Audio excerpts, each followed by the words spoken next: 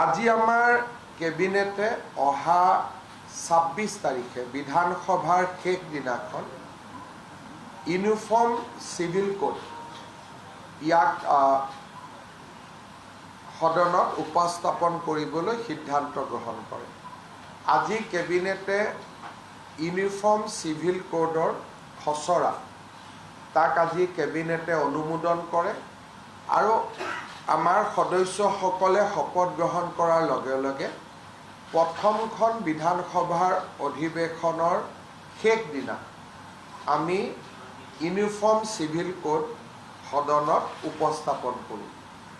আজি কেবিনেটে পাছ কৰা খচৰা অনুসৰি এই ইউনিফৰ্ম সিভিল কোডৰ পৰা জনজাতীয় লোকসকলক both hills and tribe plains জনজাতীয় লোকসকলক UCCৰ আওতাৰ পৰা বাহিৰত ৰখা হ'ব আৰু এই UCCখনে কোনো ধৰণৰ ধৰ্মীয় ৰীতি নীতি কাষ্টমছ ট্ৰেডিশ্যন এইকেইটাকো UCCৰ আওতাৰ পৰা সম্পূৰ্ণ বাহিৰত ৰখা হৈছে। আমাৰ মনত কিছুমানে প্ৰশ্ন কৰিব পাৰে যে এতিয়া UCC মতে পূজা হ'ব নেকি, UCC মতে নাম প্ৰসংগ হ'ব নেকি, এই ধৰণৰ প্ৰশ্নবিলাক যাতে উত্থাপন নহয় সেইকাৰণে UCCৰ পৰা ধৰ্মীয় পৰম্পৰা সম্পূৰ্ণৰূপে বাহিৰত ৰখা হৈছে। তাৰমানে ৱে অফ প্ৰেক্টিচিং ৰিলিজিয়ন, নামাজ কেনেকৈ পঢ়িব লাগে তাত কোনো চৰকাৰৰ মতামত নাই, UCCয়ে তাক ডিল নকৰে। পূজা কেনেকৈ কৰিব লাগে সি UCCৰ ভিতৰত নপৰে।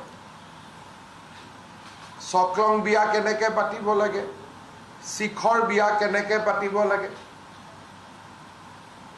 এই কথাবিলাক UCCত নাহে।